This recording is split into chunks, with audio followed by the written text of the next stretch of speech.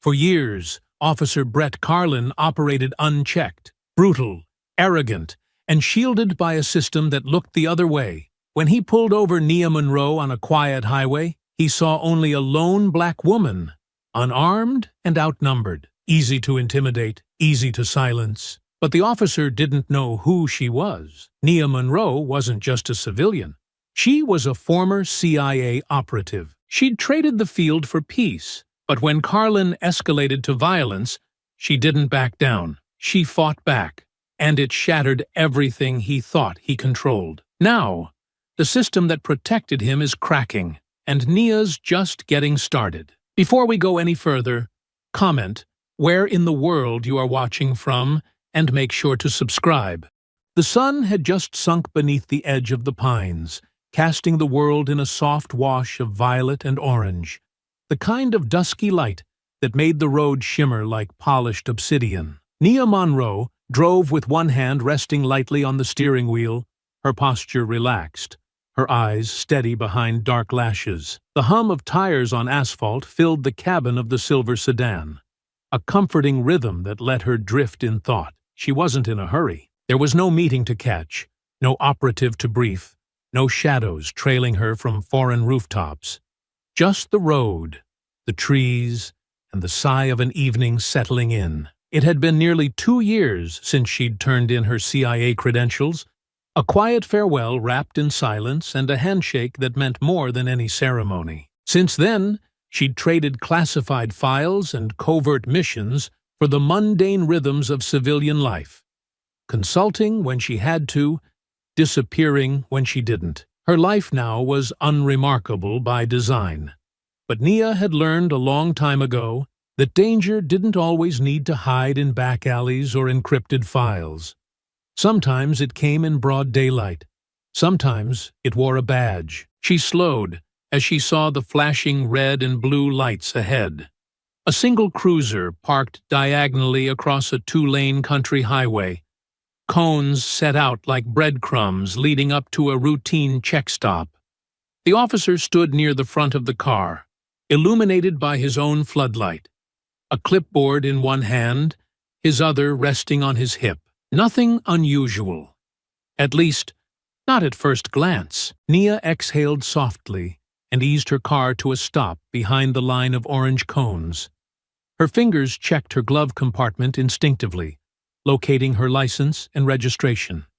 She placed both on the dashboard where they were easy to see. Old habits always minimize risk. The officer approached with a practiced stride, deliberate but casual. Mid-40s, stocky build, close-cropped blonde hair, and a clean-shaven face that seemed almost too neat for the lines carved into it. He wore sunglasses even though the sun had already bowed out, and his smile didn't quite touch the corners of his mouth. "Evening, ma'am," he said, voice drawling just enough to sound familiar without feeling friendly. "You headed somewhere tonight?" "Home," Nia replied smoothly. "Just finished a day trip." "Nothing major." He nodded and glanced into the car, scanning the passenger seat, the floorboard, then back to her face. "Mind if I take a look inside?" Her brows lifted slightly. "Is there a reason for the search?" He flashed the smile again, this time with teeth. "Just routine.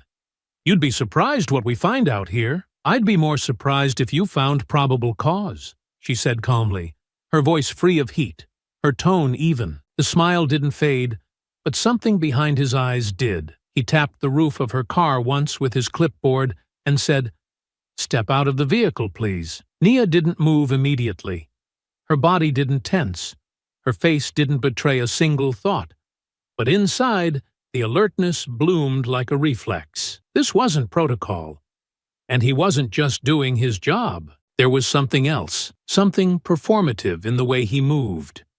The way he looked at her, like he wanted her to challenge him, like he was waiting for it. "Am I being detained?" she asked, her hands still visible. "Step out of the car," he repeated, his voice lower now, losing the edge of politeness it never really wore well to begin with. "Or, I'll help you out." There was a pause, long enough to stretch the air between them tight. Nia gave a nod, slow and fluid, and unbuckled her seatbelt. She opened the door and stepped out, letting her hands rest lightly at her sides. She could feel the gravel crunch beneath her boots, the night air cooling against her face. She was taller than him by an inch. He didn't like that. He circled the car like a predator who'd already claimed the kill, peering through the windows, opening the passenger door without asking. He began rifling through her glove box, then moved to her tote bag on the floor.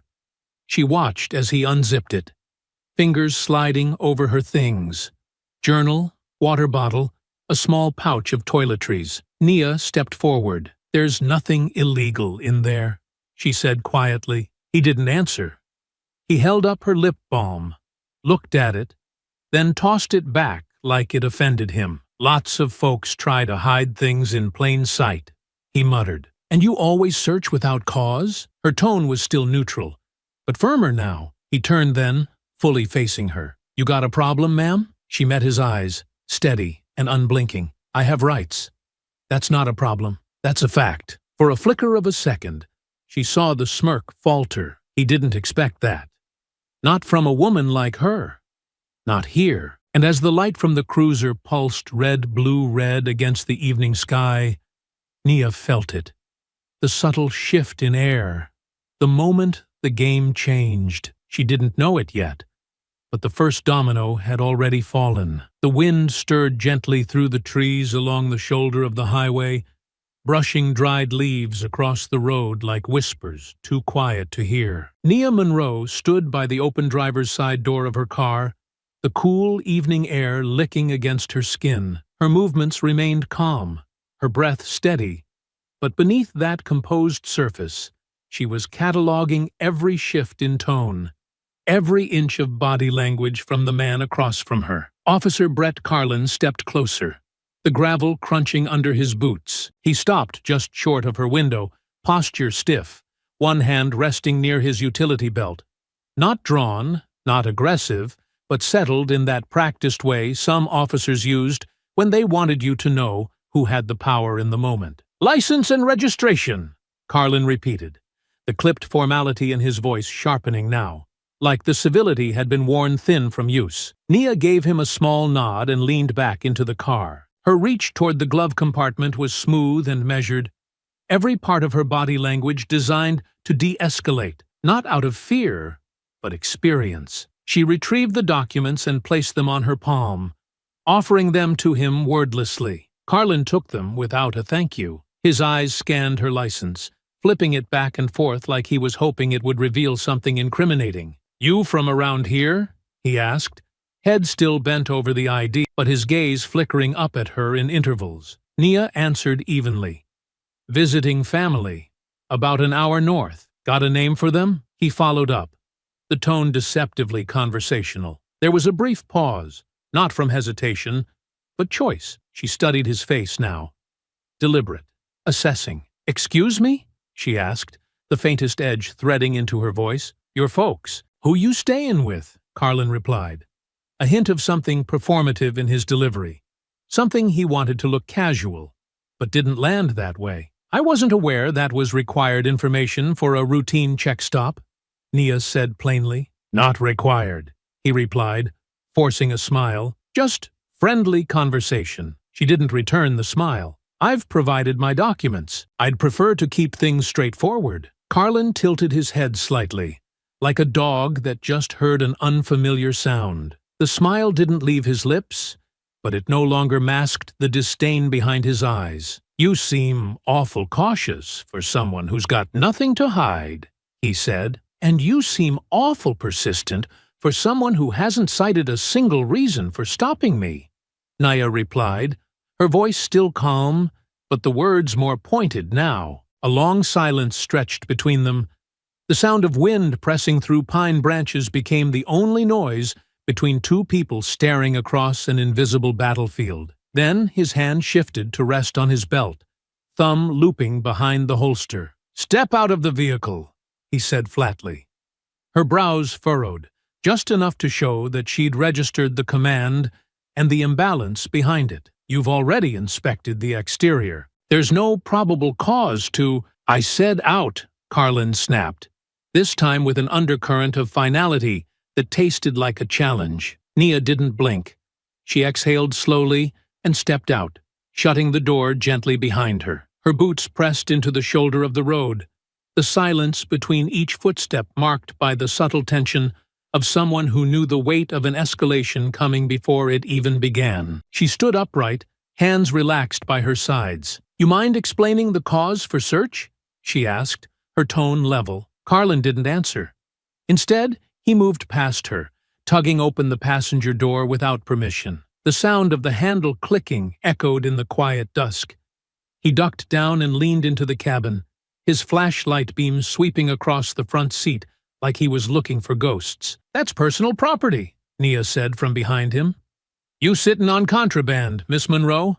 he asked, not even turning around. "No," she replied firmly. "Then I guess there's no harm in me taking a peek," he said casually, though there was nothing casual about the way he started pulling items out of her bag. He lifted her tablet, held it up as if its clean black casing might reveal state secrets. "Looks fancy," he muttered, not asking, just assuming. "It's work," she answered plainly. "Workin' late?" he asked with a glance at her. She said nothing this time. There was nothing else to say that wouldn't feed into his game. He set the tablet aside and reached deeper, unzipping a pouch that held her toiletries. She could hear the rattle of items moving. Lip balm, travel-size hand lotion, a folded cloth napkin from a roadside cafe. He pulled the items apart like he was hunting for something illegal he could pretend to find. "Lots of folks try to hide things in plain sight," he mumbled, holding up her lip balm, then tossing it back into the pouch like it disgusted him. Then he reached for her wallet. He opened it without hesitation, flipping through cards, IDs, a few worn business slips, and finally, a folded photo. It was a soft image, her uncle with her niece on his shoulders, taken years ago in a park with sun pouring through the trees. Carlin stared at it a second too long, then dropped it back without a word. "Why are you doing this?" Nia asked quietly. Carlin turned to face her, brushing dust off his uniform like he'd just completed something important. "I don't like attitudes," he said, voice low. "I especially don't like it when someone gets twitchy about a simple search." "Is that what this is to you?" she asked. "Simple? You tell me," he said, stepping closer. She didn't step back. She didn't flinch. "You've crossed a line," she said calmly, the weight behind her words cutting sharper than volume ever could. Carlin's face hardened. "The only line I see is the one you're tiptoeing across. Think you're smarter than me?" "I think I know the law," she replied. He chuckled. Just a short, bitter sound. "And I think you need to learn when to keep your mouth shut," he said. The finality in his tone wasn't just about her words. It was about her existence, her defiance, her refusal to be small. Behind them, the cruiser's lights continued to flash, washing the trees in blood-red pulses and flickers of blue. The woods were quiet, like they were holding their breath. Carlin turned and started walking away, muttering under his breath, "Stay right there." And she did, but in her mind, she was already preparing, because something had shifted in the air. And once a line like that was crossed, you didn't go back. Nia remained still, her feet planted beside her car, eyes tracking Officer Carlin's every movement. He was no longer pretending to maintain professionalism, no checklist in hand, no more glances at her license.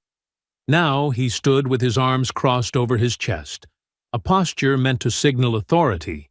But to her, it looked like a man puffed up with his own power and the security of a badge. He lingered there beside the cruiser, lit in flashes of red and blue, staring at her like a puzzle that refused to cooperate. She wasn't going to back down, but she also wasn't trying to ignite the situation any further. That part of her training had never left, learning when to speak, how to measure tone, how to de-escalate when things teetered toward violence. She could feel that tension now, creeping into her bones, coiling beneath the surface like a drawn wire. "Officer," she said evenly, keeping her voice measured and grounded, "you've searched the vehicle. You've seen my identification. I've complied with every request." Carlin didn't respond at first. He stood still for a beat too long, and then, with a low grunt of annoyance, He turned and began walking back toward her, not quickly, not aggressively, but with that deliberate pace that men like him used to let you know they believed they owned the ground between you. She didn't move. She watched him approach, her arms still relaxed at her sides, her posture open but firm. If there was a way to end this without blood, she intended to find it. "This is unnecessary," she continued, her voice calm and almost too quiet for the tension in the air. "Let's de-escalate this now. There's no reason for this to continue." Carlin stopped a few feet in front of her, folding his arms again, his eyes narrowing with something that felt far more dangerous than suspicion. It was something personal now, something rooted in the fact that she hadn't been afraid. "You're awfully smooth for someone who's hiding something," he said, his voice low, almost mocking. "I'm not hiding anything," she replied, "and I think you know that." He tilted his head slightly, studying her like he still couldn't decide what she was. A threat, a challenge, or just an irritation he hadn't shaken off yet. "No," he said slowly, "I don't know anything about you. That's what bothers me." Nia's jaw tightened, just a fraction, but her voice remained steady. "You're angry because I didn't let you intimidate me. That's what this is." "But I've done nothing wrong," Carlin chuckled, sharp and humorless, stepping closer with a smirk that barely masked the contempt underneath. "You think I'm angry?" he asked, lowering his voice to a growl. "Lady, I'm just getting started." Nia didn't blink. She remained grounded, centered, her breath steady even as the storm continued to build in his posture, in the way his fingers twitched near his belt, in the way his smile had become a sneer. "I'm asking you to stop," she said, her voice quiet but not pleading. "I'm warning you." But warnings meant nothing to men like Carlin. He didn't stop. He leaned in even closer, his face now just inches from hers, his breath hot with the scent of cigarettes and ego. His presence was oppressive, a show of force disguised as proximity. "You want to lecture me about protocol?" he sneered, the words curling like smoke. "Out here, I decide how things go." "You're abusing your position," she said simply, the truth resting in her tone like a stone that couldn't be moved. Carlin's smirk deepened, and his eyes glittered with something darker. "And you're about 10 seconds from regretting this little attitude." Still, she didn't retreat. She held his gaze, unmoved by the threat, rooted in something far deeper than defiance. She was a woman who had seen what real violence looked like, who had walked through fire and come out breathing. This man in front of her was dangerous, yes, but he was not unfamiliar. "This isn't who you want to be," she said softly, but there was weight in the words. Not weakness, but it didn't matter. He didn't hear her, or maybe he didn't care. "You think you scare me," Carlin hissed, leaning even closer, his tone rising now. "I'm not trying to," she said, and then it happened. The punch came without warning. A sudden, wild burst of anger that twisted his arm through the air like a hammer. It wasn't a warning shot, not a shove meant to intimidate. It was a closed fist strike thrown with full intention, and it landed square against the left side of Nia's face. The world jerked sideways. Her vision exploded in white, sharp pain radiating from her cheekbone to her temple. Her head snapped back from the force, and her knees bent instinctively, absorbing the impact before she staggered backward, one hand reaching for the edge of the hood to steady herself. She didn't fall, but the pain lit a fuse. A hot taste of blood bloomed on her tongue. Her fingers touched the corner of her lip and came away red. Carlin stood over her now, fists clenched, breathing hard, his face flushed with a sick kind of satisfaction. "You want respect?" he snarled. "You earn it." Nia's eyes met his, steady, burning. The left side of her face pulsed with each heartbeat, but she stood tall again, straightening with quiet resolve. Her hand dropped to her side. She didn't raise her voice. She didn't posture. She simply stated the truth. "You just assaulted me," he scoffed. "Yeah? And who's gonna believe you?" That was when the shift happened. Not just in the conversation, but in the air, in her stance, in her mind. The switch flipped. She wasn't trying to de-escalate anymore. She wasn't backing down.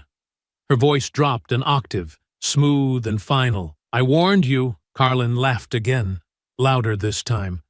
"You don't get to warn me. You don't get to do anything." His hand drifted to the taser at his hip. The motion wasn't slow. It wasn't for show. He was ready to use it, but she was already moving.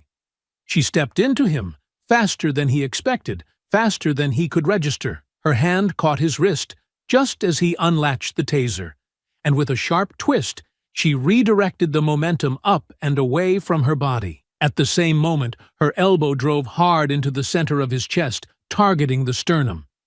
His breath escaped in a violent wheeze, and he staggered backward 2 steps. Before he could regain balance, she turned his own weight against him, grabbing the edge of his vest and spinning him off his axis. His boots skidded across the gravel, and his body slammed into the rear bumper of her car with a loud metallic thud. "What the?"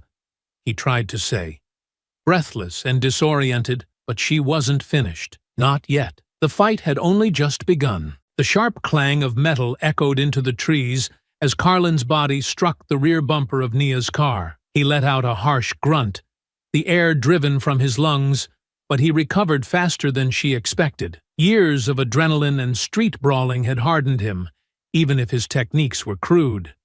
He pushed off the car, boots scraping across the gravel, fury tightening every muscle in his face. "You're gonna regret that," he growled, spitting into the dirt. "I already do," Nia muttered, shifting her stance just enough to square her weight. Feet planted shoulder-width apart, her center low and balanced. Carlin charged. His bulk came at her fast, with more force than finesse. He swung wide, a heavy, looping punch aimed to crush her left side. Nia ducked under it, her body moving from instinct, not thought. Her elbow shot upward, catching the inside of his arm to break momentum. Then her right palm cracked into his jawline. It was a clean strike, precise, designed to disorient, not cripple. But Carlin barely flinched. He absorbed the hit and twisted back, shoulder first, ramming into her with his full weight. The impact knocked the breath from her chest. She stumbled backward and felt her shoulder clip the open driver's side door behind her. Carlin didn't wait. He came in again, this time quicker, more deliberate. His knee came up and struck her in the thigh. Hard. Pain radiated down her leg like a tremor, but she gritted her teeth and absorbed it. She caught his second punch with a forearm block, but the third one, a short, brutal jab, slipped through and landed square against her ribs. The breath hitched in her throat. He was stronger than she anticipated, fueled not just by size, but by anger. Years of unchecked aggression now unleashed.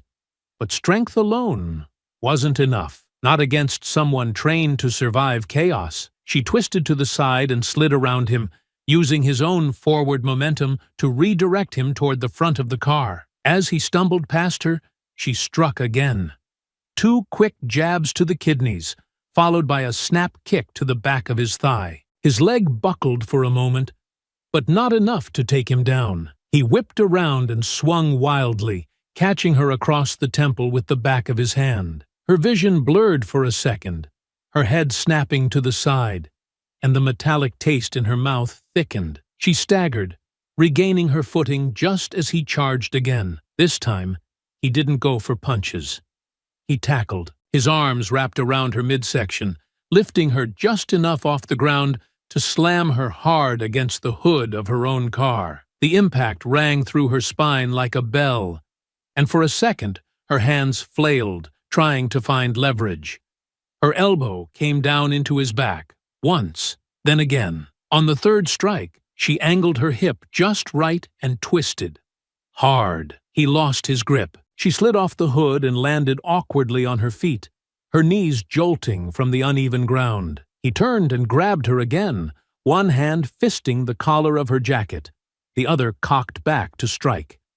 But before the punch landed, she surged forward, grabbing his wrist and locking his arm against her shoulder. She stepped into him, turned her hips, and flipped him, hard, onto the gravel. He hit with a wet thud, a grunt ripping from his throat as his back struck earth and stone. Nia stepped back, panting, sweat slick across her brow now. Her ribs ached. Her jaw pulsed from the earlier punch. Her right thigh throbbed. She didn't feel powerful. She felt like she was holding back a hurricane, trying not to let it consume her. Carlin rolled to his side, spitting dirt from his mouth, then pushed himself to his feet with a low snarl. Blood trickled from his nose, dark in the flashing light. "You think this is over?" he spat. "You're done." He lunged again. This time, Nia was ready, but so was he. They collided in the middle of the gravel road, fists clashing, limbs tangling. His punch grazed her shoulder, spinning her off balance. She retaliated with a hard jab to his neck, but he caught her arm mid-swing and yanked her forward, slamming his forehead into her face. Her nose exploded with pain, and she stumbled backward, stars blinking into her vision. Blood streamed down her lip now, warm and thick. Carlin came in for the kill, but pain sharpened her focus. It didn't weaken her. It anchored her. She waited for the next strike, and when his fist came at her in a telegraphed arc, she ducked low, stepped to the side, and drove her knee into his stomach. As he folded, she grabbed his vest and twisted, driving him backward onto the hood. His head cracked against the metal, and for a moment, his body sagged. She didn't finish him. She stepped back, chest heaving, blood dripping from her mouth. Nia stared at him as he slowly slid down the hood and landed on the ground, groaning. She could have ended it. One more strike, one precise move.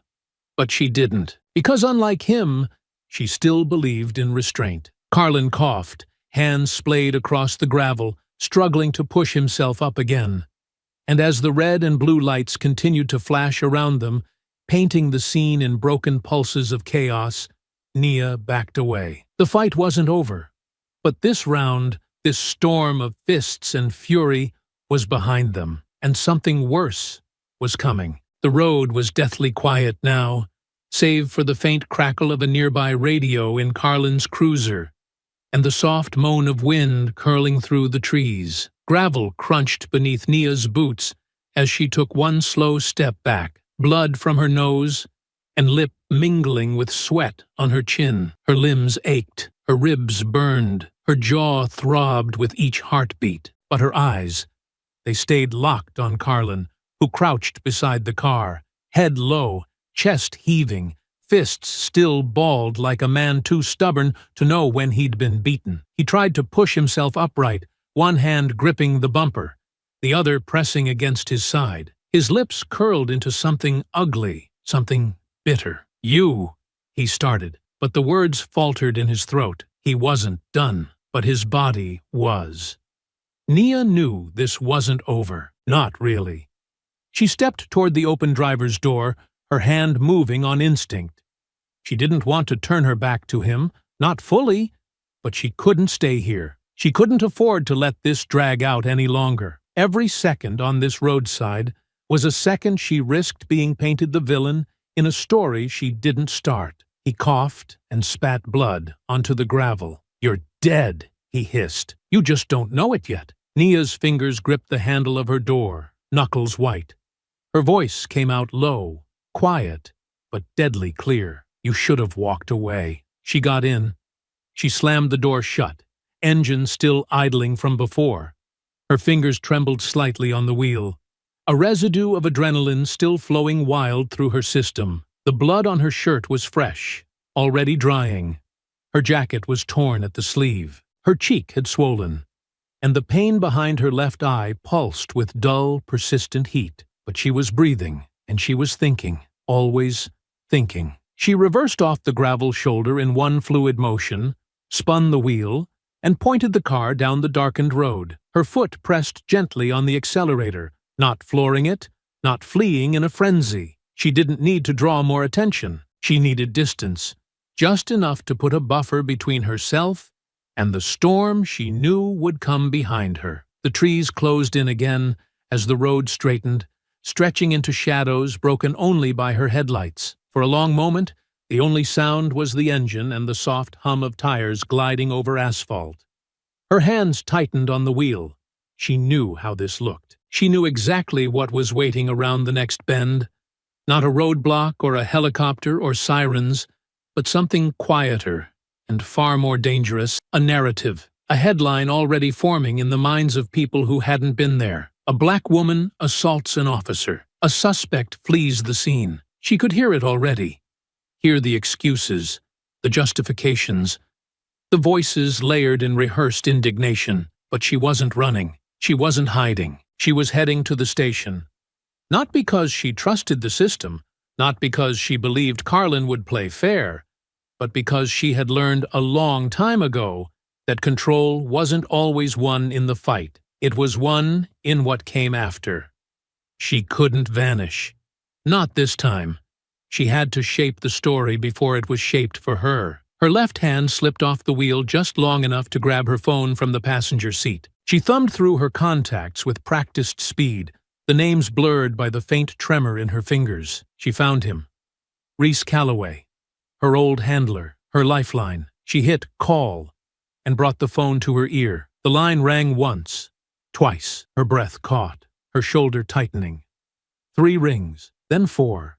Voicemail. His voice came on, calm, smooth, the same tone he used in every debrief. You've reached Calloway. If this line is active, I'll be in touch. If it's urgent, you know what to do. The beep followed. She closed her eyes briefly and exhaled into the silence. This is Naya, she said, her voice low, raw. I need a sweep. Local jurisdiction. Officer named Brett Carlin. He put hands on me. I defended myself. I'm on my way to the station now. This could spiral. Fast. She paused, then added, Please don't let them bury this. She ended the call. The phone dropped back to the seat beside her as she kept her eyes on the road ahead. The highway was nearly empty now, just long stretches of darkness broken by the occasional glint of metal reflecting in the trees. She knew where the station was. She'd passed it earlier that morning. Quiet, small, the kind of place with 4 holding cells and 1 working coffee machine. She wasn't going to walk in empty-handed. But she wasn't going to walk in guns blazing either. She was going to walk in as herself, bloodied, bruised, and unbowed. And somewhere behind her, she knew Carlin wouldn't stay down for long. She could feel it. He wasn't the kind of man to swallow a loss, not even one as clear-cut as what had just unfolded. She checked her rearview mirror. Nothing yet, but she knew better than to assume silence meant safety. The real war hadn't started. It was just circling, waiting to strike. The road ahead stretched into an endless ribbon of black, flanked by thick walls of pine and the occasional flicker of roadside reflectors. Nia kept her eyes forward, hands steady on the wheel, her body aching in too many places to count. The aftershock of the fight hadn't settled. Her jaw still pulsed with pain, her ribs protested every breath. But her mind was locked in, razor-sharp, focused on the only thing that mattered now, getting to the station before this got any worse. But worse had a way of finding you. A sudden glare erupted in her rearview mirror. Headlights, bright, wild, and far too close. She knew instantly who it was, Carlin. He hadn't stayed down, hadn't called it in, hadn't taken the loss. No, men like him didn't believe in losing, especially not to someone who didn't flinch. The cruiser's engine roared as it accelerated behind her, closing the distance with a predator's hunger. She tightened her grip on the wheel, eyes darting between the road and the mirror. There was no siren, no flashing lights, just him, coming, hard. She pressed the accelerator, coaxing her sedan to move faster, though it groaned in protest. It wasn't built for this. The tires skidded slightly as the road curved, but she handled the turn with precision, keeping to the shoulder just enough to give herself space, to keep her options open. Then came the first hit. Not enough to send her off the road, but enough to rattle the frame and jolt her teeth. The cruiser bumped her rear bumper, the sound of steel on steel shrieking through the quiet night. She gritted her teeth and kept steady, fighting the instinct to slam the brakes or veer. Another hit. This one harder. The back of her car jolted again, tires screaming against the pavement as she wrestled with the wheel. Her car fish-tailed briefly before regaining traction. Gravel sprayed from the shoulder as she swerved left to create space. He was pushing her, not trying to stop her, trying to punish her. She reached for her phone again, fumbling slightly with one hand as she drove. It lit up with the missed call screen, the voicemail indicator blinking back at her. No call back yet. No help coming. Another slam, this time into her side. The cruiser had surged forward, bumping the rear quarter panel and sending her car skidding toward the embankment. She fought to control it, turning into the skid, easing her weight to counterbalance. She recovered, barely. The trees rushed by in a blur as the road narrowed into a single-lane bridge. Up ahead, a small rise led into an open stretch. But the shoulder was gone. Just concrete rails and black water beyond. She couldn't afford a hit there. She downshifted, heart pounding now, the wheel vibrating under her grip. Her tires caught the incline, and she sped up, engine whining as the sedan lurched forward. Behind her, Carlin followed like a shadow, relentless, seething. Another bump. This time, she didn't wait. Nia tapped her brakes, just for a split second, just enough to throw off his timing. The cruiser surged too fast, overshooting her slightly. She jerked the wheel and swerved to the right, narrowly missing the railing as her tires bit into the edge of the pavement. Sparks flew as her front bumper grazed the side, but she was still moving. The bridge ended, opening back into a stretch of forest-lined road. She didn't slow down. Her mind raced alongside the engine, calculating every turn, every possible escape. Every route burned into memory from training that never truly left her. She needed somewhere with visibility, somewhere to level the playing field, because if he kept ramming her, if she lost control again, this wouldn't end in arrest. It would end in wreckage. Behind her, the cruiser fell back a few car lengths, then surged again. The rhythm was becoming clear now. He was trying to line up a perfect hit. Her fingers brushed against the central console where a small tactical flashlight rested. She grabbed it quickly and tossed it into the passenger seat. If he forced her off the road, she wouldn't go down unprepared. Another swerve. He was testing her now, feinting left, then right, then closing in again. Nia took a sharp right turn down a side road, tires shrieking, dust kicking up behind her in a plume. The cruiser followed seconds later, its lights disappearing momentarily into the cloud of gravel and dirt before roaring back into view. This road was narrower, less maintained. Patches of uneven asphalt and old potholes made speed dangerous, but she had no choice. She leaned forward, every muscle tense, scanning the bends ahead. A sudden jolt rocked the back of the car again, this time harder, more deliberate. She was losing ground. And Carlin wasn't holding back anymore. The tires howled beneath her as Nia took another bend too fast, the suspension groaning under the strain. Her hands moved fluidly over the wheel, guiding the sedan with practiced precision through the narrowing forest road. Tree limbs reached overhead like claws, their shadows slicing across the windshield in frantic patterns. Gravel spat behind her tires, and the whine of the engine grew shriller as she pushed the car to its limit. In the rearview mirror, the cruiser remained, a beast on her tail, relentless and seething, swallowing distance with every second. The headlights were steady now, unwavering, no longer probing or feinting. Carlin had locked in. He'd made up his mind. This wasn't a pursuit anymore. It was a hunt. Her chest rose and fell with ragged breath. Every bruise from the earlier fight now screamed in protest with each jerk of the wheel.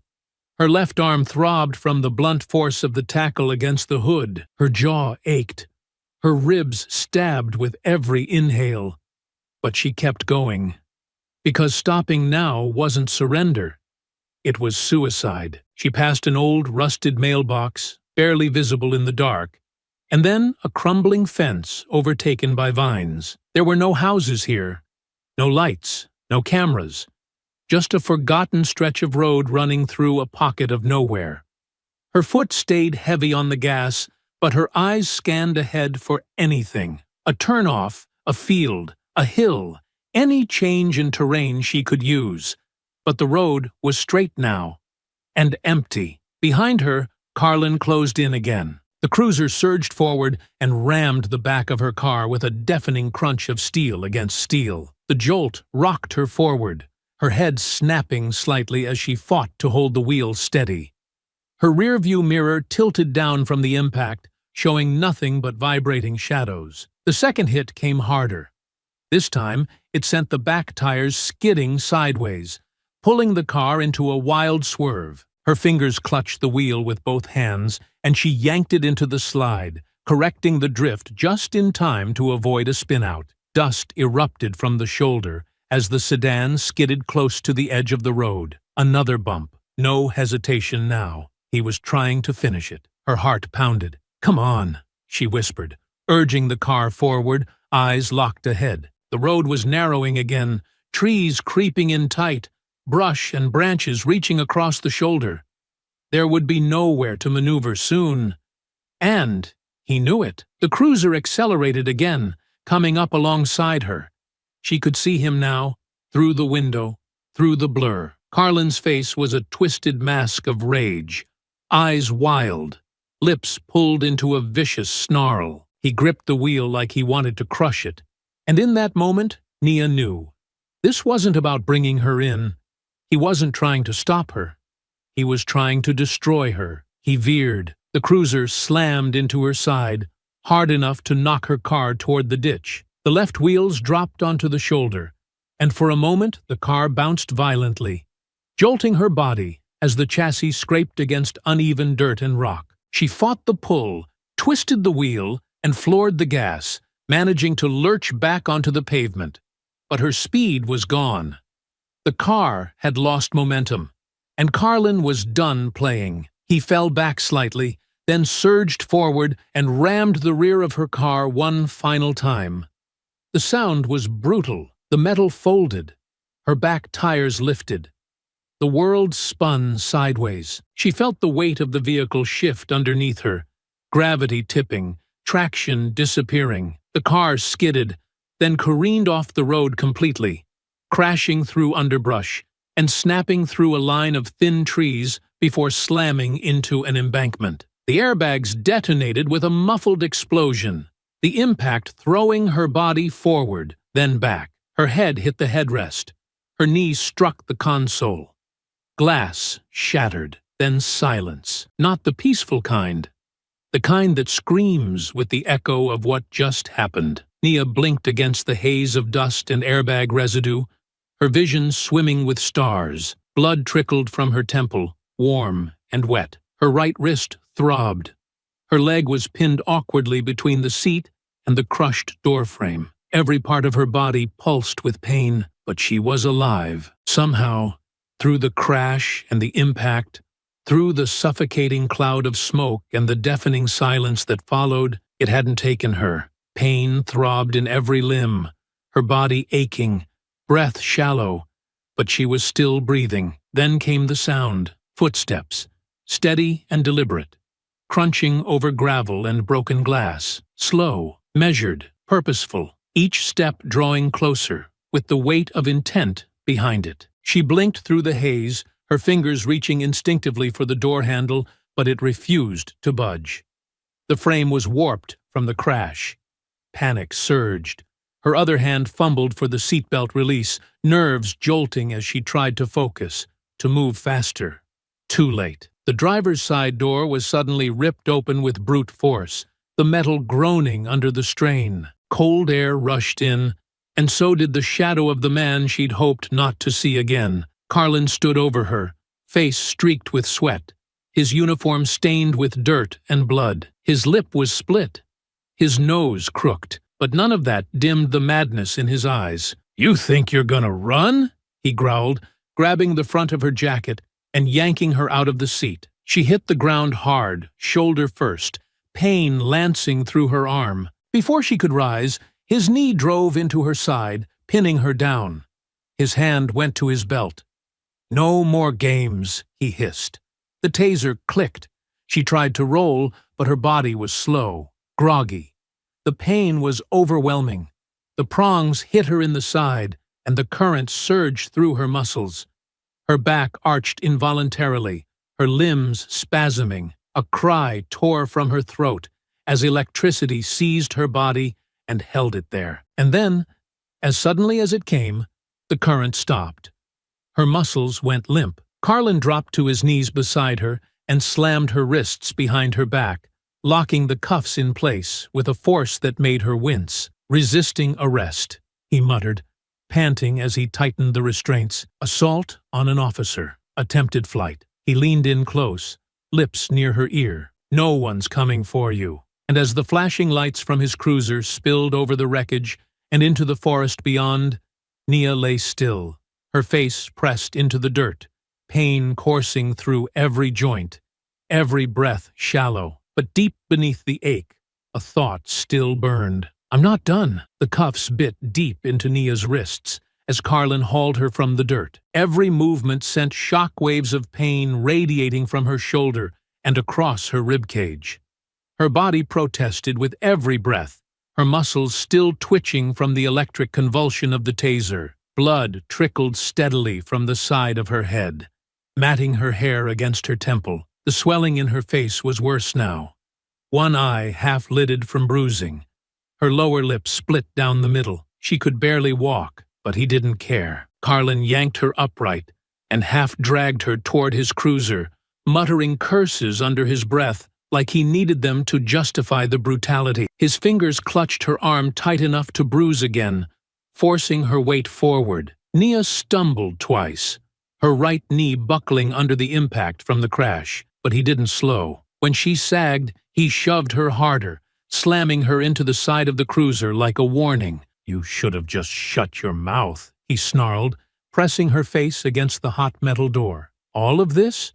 You brought it on yourself." She didn't answer. She had no breath left to waste. The sound of distant sirens pierced the stillness, drawing closer through the trees. Lights began to strobe between the trunks.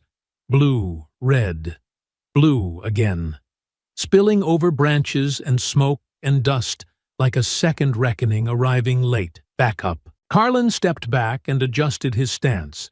Suddenly, all posture and control. He reached into his chest pocket, tapped his radio. "Requesting paramedics," he said into it, his voice suddenly steady and clean, as if none of what happened had been born from rage. "Suspect crashed her vehicle during pursuit. Minor injuries. In custody. Now." The gall of the lie almost made Nia laugh.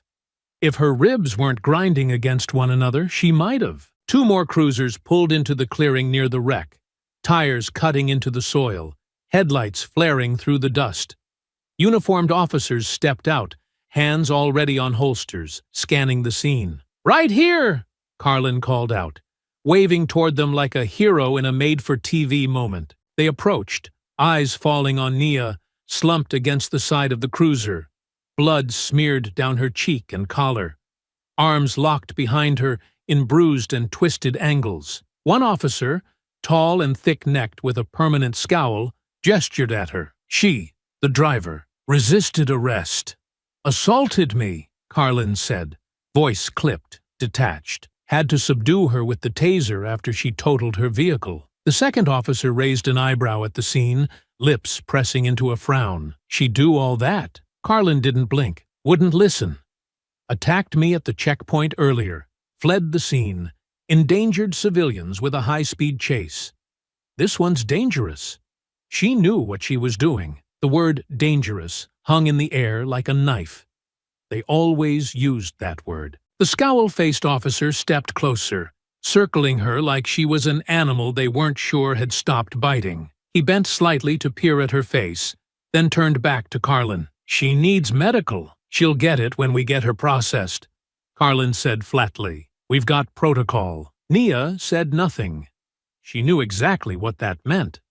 Medical meant waiting until booking. Booking meant sitting in a chair for hours, handcuffed, bleeding, while they filled out paperwork and called it justice. The officer shrugged. "You the arresting officer." "I am." He stepped aside. Carlin opened the rear door of the cruiser and grabbed her arm again. When she winced, he tightened his grip. "Get in." She tried to move on her own, tried to keep even a sliver of control. But her knee gave out again. Her body had taken too much. The crash, the taser, the fists. Her limbs simply refused. He shoved her. She hit the back seat hard, knees banging against the edge, shoulders collapsing against vinyl. The cuffs dug deeper. She bit back a cry as her body crumpled awkwardly, legs twisted beneath her, ribs catching fire. The door slammed shut. She lay in the back seat, breath ragged, vision swimming, the sour tang of blood in her throat. Her cheek pressed against the cool plastic divider. A tear rolled down the side of her face. Not from fear, from fury. Outside, the other officers milled around, surveying the wreck, collecting nothing. No photos, no questions, no curiosity. Just routine. Just nods and protocol. Carlin's voice rose above the others, loud, official, full of clipped answers. He was shaping the story already. She was just the suspect, not a victim, not a woman assaulted on the side of a highway. Just another name for the paperwork. The cruiser jolted as Carlin got in the front, shut his door, and started the engine. The other officers began clearing out behind them, one by one. He glanced at her once through the rearview mirror. Expression unreadable. "You should have kept driving," he muttered. "Could have saved us both the trouble." Nia didn't answer. She couldn't. Her body was a map of injuries now. Nothing fatal, but everything sharp, aching, raw. Her right wrist throbbed where the cuff had crushed the bone against the seat. Her ribs were likely cracked. The ringing in her ear hadn't stopped since the taser hit her spine. But her mind was still hers. She focused her breath, slow and shallow, and shifted her weight just enough to keep pressure off her side. Her fingers flexed slightly behind her back, testing the limits of the restraints. She let her eyes fall shut, just briefly, just long enough to think, because she wasn't done, not even close. The station loomed ahead like a bunker against the night, squat and concrete with bars on its basement windows and an American flag fluttering limp in the still air above the front door. It wasn't large, just 3 floors with a narrow sally port that swallowed incoming cruisers like a loading dock for broken bodies. No press, no oversight, just dim lights and routine. The cruiser pulled through the gate and parked beside the intake ramp. Nia lay in the back seat, wrists still cuffed, body curled awkwardly in pain, her cheek pressed against the cracked vinyl, her breath shallow, every inch of her radiating with bruised heat. Her vision swam as the cruiser rolled to a stop. The door opened. "Let's go," Carlin said, grabbing her by the arm. He didn't ease her out. He pulled, hard, and her legs scrambled for purchase on the concrete. When she staggered, he let her fall, face first into the metal lip of the garage floor. Gasps echoed behind him, but none of them reached to help. "You're pathetic," he muttered, hauling her upright again. He walked her through the intake doors, her head bowed slightly, blood trailing from her nose and lip. Her jacket was torn. Her clothes were dirty and damp from sweat and blood. One of her shoes had come half loose during the crash, and now hung by the heel. As they passed the front desk, 2 officers looked up from their takeout containers. One, a heavy-set man with a wispy mustache, snorted through his straw. "That her? The one who clocked Carlin?" The other grinned. "Looks like the suspect lost round 2. Carlin laughed. Too loud, too eager. "She gave me trouble, yeah," he said, shoving her forward toward the booking door. "Didn't want to be searched. Next thing I know, she's throwing fists." "She's not much to look at now," the first one added, tilting his head as he took in the bruising along her cheek, and the blood still dried into her collar. "That face is gonna be in the report?" "Self-inflicted," Carlin said smoothly. "Ran from the scene. Wrecked her car.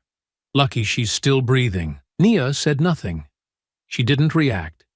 She saved her breath, let the words pass over her like water over stone. She had nothing to give them. Not confusion, not fury. Just silence. The intake officer barely looked at her. Her photo was taken. Flash bright against swollen eyes and split lips. She didn't flinch. Her fingerprints were pressed onto cold glass. One finger at a time. Then the cuffs were removed, and her hands screamed in protest as the blood returned to her wrists. She didn't wince. "Name?" the intake clerk asked. She lifted her eyes just slightly. Blood crusted in the lashes. "You have it." Carlin leaned in. "You can either answer now, or we add obstruction to the list." "I want my phone call," she said. Voice hoarse, dry from blood and impact. The clerk hesitated. Carlin stepped in. "She can call after processing. Let her cool off first." "I want my call," she repeated, louder this time. The weight of command behind her words rising like a long dormant instinct. The air shifted slightly. The officers looked at each other, unsure. One of them, an older man near the wall with graying stubble and tired eyes, spoke up. "Let her call. It's her right." Carlin scoffed, but stepped back. They led her to the holding room, a bare cell with a bolted-down phone on the wall and a steel bench coated in years of rust and grime. She limped inside and sat slowly, every movement deliberate, controlled, hiding the scream beneath her ribs. They didn't leave her alone. Not completely. One officer stood just outside the bars, arms crossed, watching her with mild interest. But she didn't care. She only needed 30 seconds. She picked up the phone, pressed the dial pad with trembling fingers, and waited. One ring, two. Then the voice she'd been waiting for. "You've reached Calloway." She didn't blink, didn't hesitate. "Red window," she said quietly. The silence on the line shifted. A breath. Then, understood. She hung up. The officer at the door raised an eyebrow. "That it?" She didn't answer. In a nondescript building 4 states away, Reese Calloway stood behind a desk scattered with satellite prints and tactical files. The moment he heard the phrase, "Red window," he moved. There were no questions, no delay. He opened a drawer beneath the desk and withdrew a sealed folder marked "Burn Notice Override." His fingers moved fast, flipping through coordinates, state agency rosters, encrypted phone numbers. He pressed a button on a secure landline. "This is Calloway. I'm initiating Protocol Echo 7, Level 2 retrieval. Operative is down, compromised. Law enforcement entanglement, hostile. Civilian front. I need a team in Georgia within the hour." On the other end, the voice responded with crisp certainty. "Names? Target. Monroe. Nia. Status. Bloodied, not broken. We don't leave her there." "Understood." Calloway hung up and pulled a black duffel from beneath the desk. Inside it, keys, satellite phones, flash drives, an old photograph of him and Nia in a city they never named. He zipped it shut and moved for the door. Back at the station, Nia leaned against the wall, eyes closed. Her body throbbed in protest. The pain hadn't lessened, but something beneath it had shifted. She'd placed her call. Now the clock had started ticking, and when Reese came knocking, no one in this building would be ready. The early morning hours crept into the station unnoticed, slow and unhurried, the kind of hour when fatigue dulled sharp instincts and silence settled like dust over tired minds. The fluorescent lights buzzed faintly above cracked tile and scuffed boots. In the holding corridor, everything felt still, until it didn't. The front door opened with no announcement. No sirens, no flashing lights. Just the low squeak of hinges and the sharp click of polished shoes against linoleum. 2 men in charcoal suits stepped through the lobby, their stride deliberate, purposeful. They didn't flash badges. They didn't raise voices. They moved like they belonged, and no one stopped them. At the front desk, Officer Randall sat slouched with a cup of gas station coffee in one hand and a smear of powdered donut on his lip. He glanced up lazily until his eyes caught the credentials one of the men silently laid on the desk. A white envelope. No logo. No letterhead. Just a heavy paperweight presence. The taller man, eyes hidden behind narrow-framed glasses, leaned in. "We're here for the Monroe detainment." Randall blinked. She's She's still in holding. Arrested last night by Officer Carlin. Not anymore, the man said, sliding a second folder across the desk. That's a federal override. The other officer, shorter but broader, didn't speak. He stood a step behind, eyes scanning the hallway without moving his head. Every gesture was contained, calculated. The kind of men who made others uneasy without ever needing to explain why. Behind them, the glass door opened again. This time, it was Reese Calloway. No longer in the shadows of an ops center.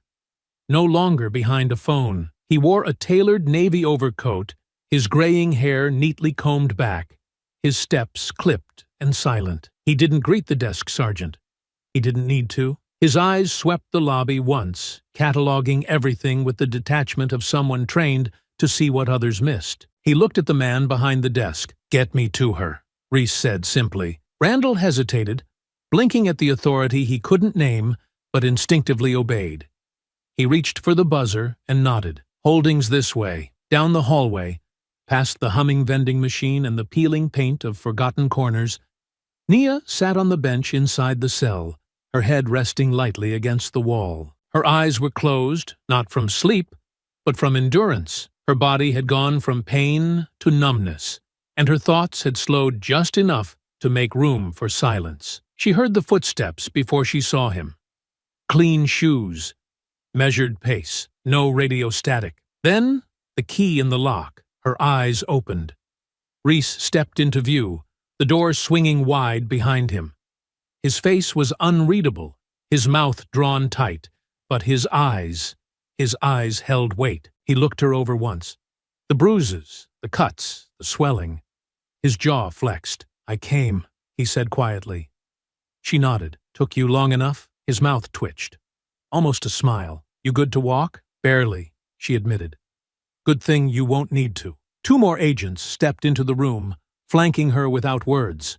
One gently lifted her by the arm, careful not to touch her wrist. The other placed a coat around her shoulders, masking the blood-streaked shirt and torn fabric. No cuffs, no chains, just quiet removal. Carlin stormed into the hallway as they exited holding, his boots heavy on the tile. His shirt was wrinkled, his knuckles scraped, and his voice rang out before he reached them. "What the hell is this?" Reese turned slowly. "Officer Carlin," he said calmly. "You can't just walk in here and—" "I can," Reese cut him off. "And I have." Carlin's jaw clenched. "She assaulted me. She ran from the scene. You don't get to erase that." Reese took a step forward. Not aggressive, not hostile. "Just enough. You don't know who she is," he said softly. "She's a civilian," Carlin snapped.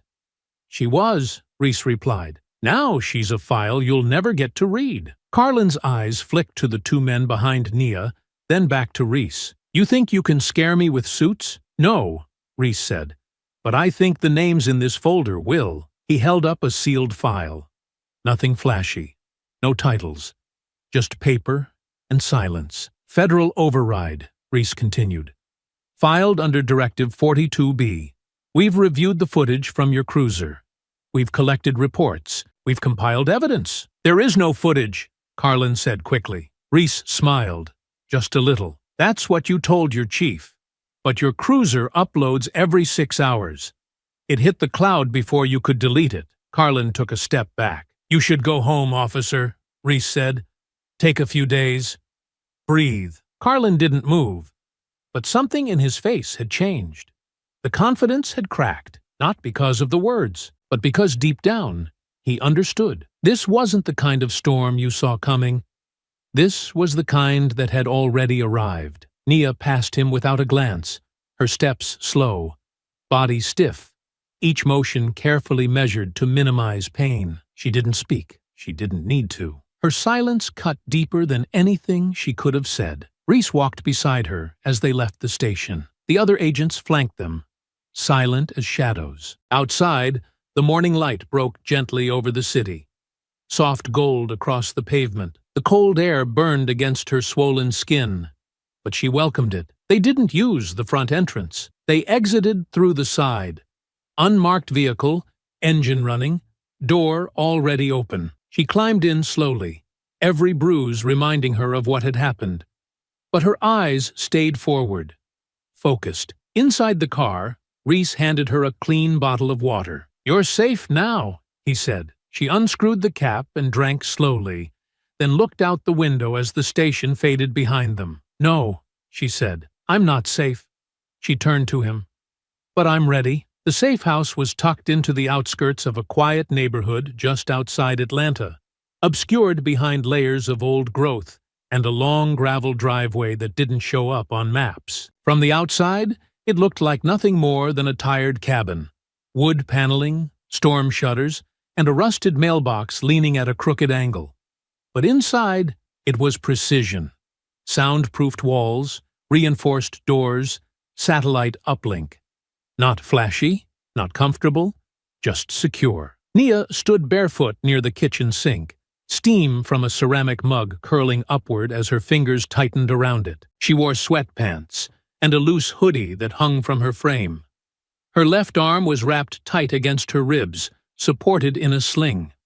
Her cheekbone had turned a deep purple, the skin stretched and swollen beneath a healing cut. Her lip had mended, but the line remained. A reminder. She stared out the window into the trees. Reese sat at the small table behind her, sleeves rolled up, fingers flipping through a thin stack of manila folders. A laptop buzzed quietly beside him. Green lines crawling across the screen, tracing secure packets of data, tunneling through encryption. "You're quiet," he said. Nia didn't turn. "You told me once that silence is a weapon." "Not always. It is when they expect you to scream." Reese leaned back, studying her. The morning light filtered through the blinds, cutting across his face in measured bands. He looked older now than he had on the tarmac 3 years ago. Older even than when he showed up at that station last night. His eyes held it. The fatigue, the weight, but they were sharp. "You're stable for now," he said. "No APB. No charges on the books." Nia finally turned, resting the mug on the counter. "And Carlin?" "He filed a report. Said you ambushed him at a checkpoint. Said you resisted. Same story he's probably told a dozen times." She tilted her head. "The cruiser footage, being handled. Quietly. It's in a vault now where no one in that precinct can get to it. But that doesn't mean it'll stay quiet forever." Nia stepped closer, wincing slightly. "What does Langley say?" Reese's face hardened. "They're not saying anything. Officially, you're still out." She nodded, expecting it but still tasting the bitterness of abandonment. "So I'm on my own." "Not entirely." He pushed a folder toward her. "I can't get them to publicly endorse anything. No statements, no funding, no diplomatic shield, but I can give you this. And I can keep things out of the press, for now." She opened the folder. Inside, records, addresses, transfer memos. A web of names and numbers that connected dots she hadn't seen in years. Civilian rosters, law enforcement logs, internal complaints, disciplinary reviews that never reached disciplinary action. "Carlin," she murmured, flipping through the pages. "He's been doing this for years." Reese nodded. "Always one report away from suspension, always one witness short. His file's been padded by half the state's internal protection network. The union eats complaints before they leave the inbox." She paused at a memo near the back. "A handwritten letter from a woman in South Georgia, claims of unlawful search, bruises on her arms, missing property." No follow-up. "How far does this go?" she asked. Reese looked at her. "Far enough that you'll make enemies. Not just in the precinct. The chief's office is tied to him. City council knows his name. Some of the judges, too. If you pull the thread, the whole patchwork starts to fray." Nia lowered the folder. "That's what I'm counting on." Reese sighed, rubbing his temples. "You're not in the field anymore, Nia. You're not protected by diplomatic immunity or federal status. If you get caught leaning on someone too hard, they'll bury you the same way they tried to bury you in that cruiser." "I'm not leaning," she said. "I'm pulling." Quietly, he gave her a look. Half frustration, half reluctant admiration. "That's what I was afraid of." She smiled, just barely. "You always said I was too stubborn to stay retired." Reese stood and walked over to a metal briefcase resting against the wall. He keyed in a code and opened it, revealing a tablet, a hard drive, and 2 burner phones. He placed them on the counter. Encrypted drive has everything we could pull without triggering red flags. Badge rosters, known associates, financials. One of the phone's routes through my private uplink. The other is clean. Use it once, then kill it. Nia picked up the tablet. Her fingers moved slow, still stiff from swelling, but the muscle memory returned immediately. She tapped through the interface, her eyes narrowing at the names. Some of these cops, same ones on Carlin's shift, same precinct, same night rotation. At least 3 have identical complaint patterns. One of them's his old academy roommate. Another's married to a records clerk. That's how they've kept reports from going anywhere. She tapped again, bringing up the station's org chart. And the chief? Reese nodded. Dana Coe, former patrol, promoted up the ladder fast. Took over internal affairs for 2 years, then straight to chief. She's the reason none of the early cases ever reached the DA. Nia's jaw flexed. She's protecting him. She's protecting the machine. For a long moment, neither of them spoke. Then Nia closed the tablet and looked up. Her voice was calm, but firm. I'm going to expose them. Reese gave a small nod, resigned. I know. And when I do, she added, I don't want it to be quiet. The library near the courthouse wasn't where most revolutions began, but it served Nia just fine. Its fluorescent lights buzzed low above cracked laminate floors and rows of public computers, half of them blinking with error messages. The building smelled of mildew and old coffee, but it had what she needed.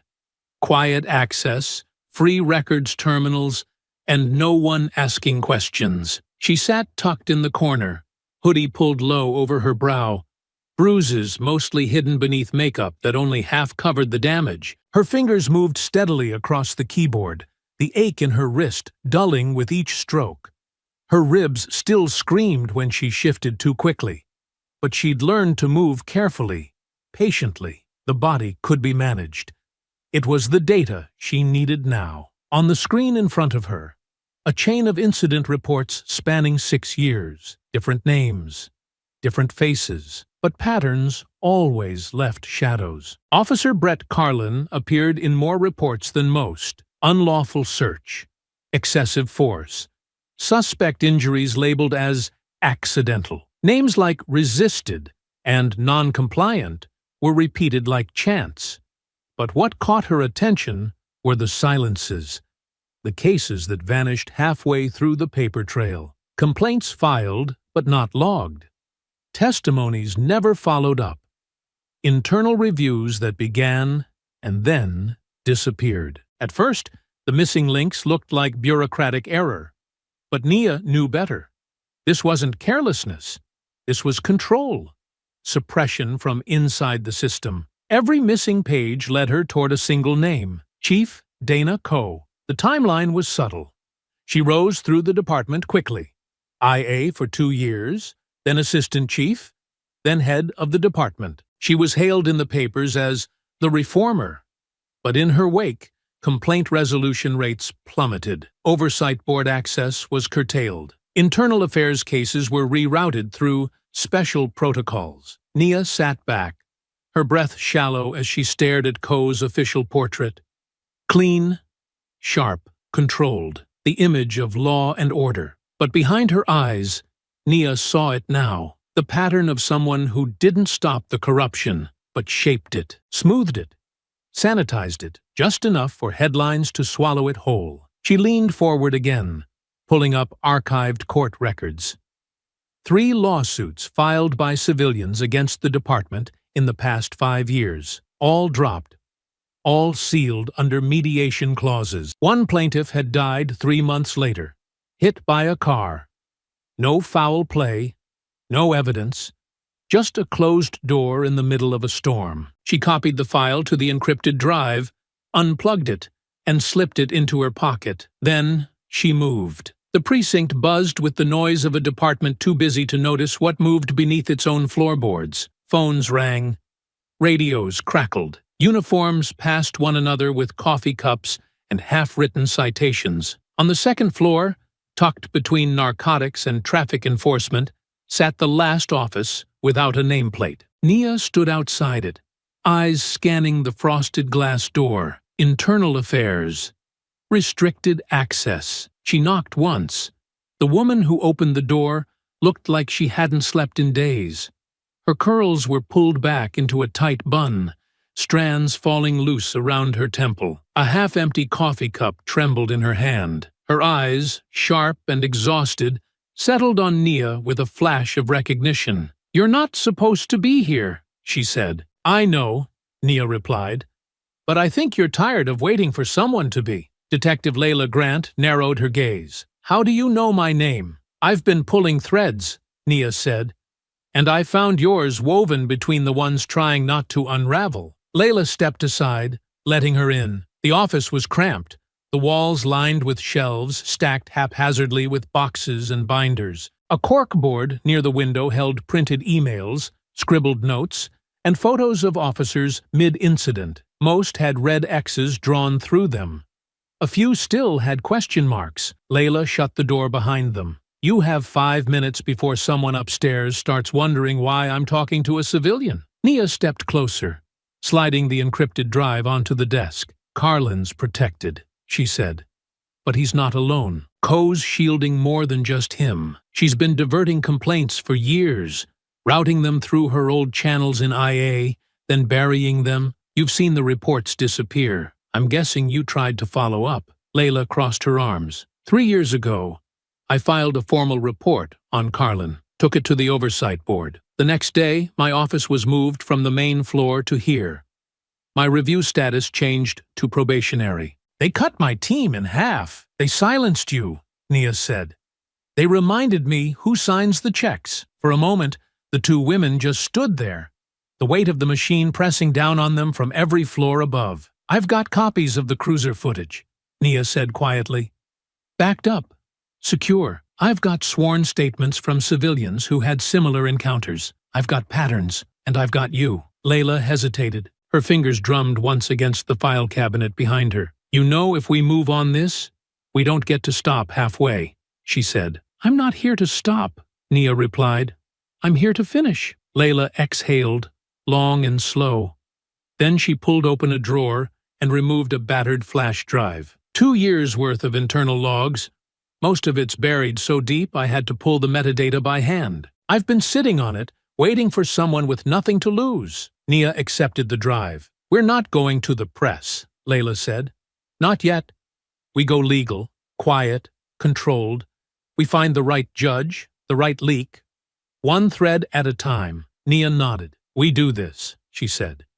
"And it won't just be Carlin who goes down.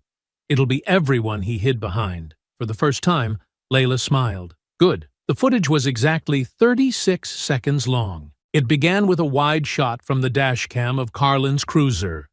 The camera tilted just enough to show Nia standing beside her vehicle at the checkpoint. The audio was faint, muffled by distance and static, but the voices still carried. "Step out of the vehicle!" Carlin barked. There was no siren, no emergency, just a woman complying. The next frame showed Carlin rifling through her personal belongings without consent. Then her protest. Then the moment of escalation. His posture shifted. He stepped forward, and before she could finish speaking, his fist collided with her face. The camera caught it clearly. The sound, the awful crack of bone and impact, was undeniable. Then, the brief scuffle. The blur of movement. The chase, the clip cut to black. That was the version Nia released. Redacted. Edited just enough to protect her next move, but raw enough to strike a nerve. It appeared on a single burner account, posted on a locked page with no comments, no hashtags, only a title. Routine check stop.